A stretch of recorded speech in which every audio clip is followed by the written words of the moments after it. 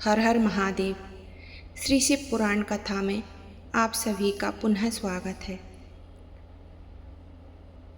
पिछले 6 अध्याय में हमने श्री शिव महापुराण का महात्म्य सुना था। आगे अब आज हम विंध्येश्वर संहिता का श्रवण करेंगे। विंध्येश्वर संहिता का प्रथम अध्याय,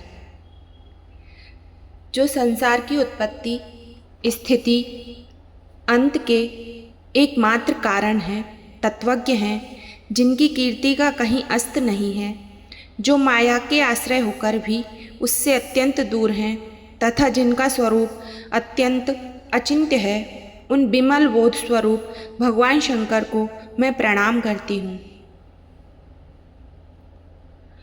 तीर्थराज में मुनियों का समागम।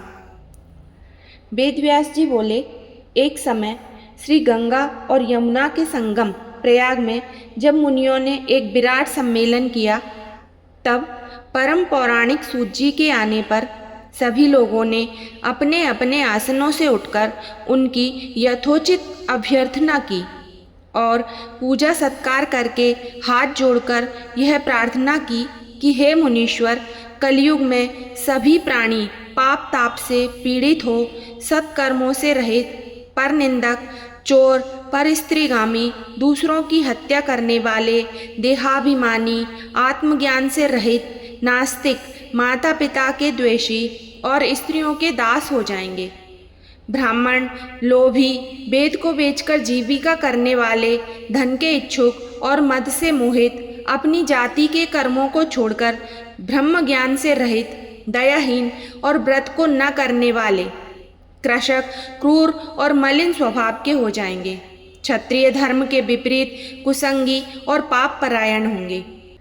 रण से कायरता, धर्म से विमुखता, चोरी, नीचता और दासता ही उनका धर्म हो जाएगा।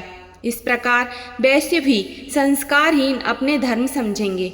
वे गुरु, देवता और ब्राह्मणों से रहित कामी, मलिन, मोहाच्छत्र और परम लोभी होंगे। शूद्र भी अपने धर्म को छोड़ तिलक आदि लगाकर ब्राह्मणों का सा आचरण करने वाले, नकली तपस्वी, होमकर्ता, कुटिल, ब्राह्मणों के निंदक, धनवान, कुकर्मी, विद्यावान, विवादी, धर्मलोक, दंभी, महाअभिमानी, क्रूर, वर्ण धर्म के नाशक, सब वर्णों से उच्च और दुष्कर्मी हो जाएंगे। इस प्रकार स्त्रियों में भी धर्म का नाश हो जाएगा और वे तमोगुण से युक्त, यारवासी, पति से विमुखी, माता पिता की भक्ति से रहित, नित्य रुग्ण रहा करेंगी। ऐसी नष्ट बुद्धि संतानों की परलोक में क्या दशा होगी तथा वे किस कर्म द्वारा सद्गति को प्राप्त होंगे। हे सूत जी, अब आप इस पर प्रकाश डालिए, क्योंकि हम लोगों को इस बात की बड़ी चिंता है कि जगत की क्या दुर्दशा होगी। परोपकार से बढ़कर दूसरा धर्म नहीं है, अतः इसके लिए जो सर्व सिद्धांतों से मान्य हो, ऐसी कोई सरल युक्ति आप बतलाने की कृपा कीजिए।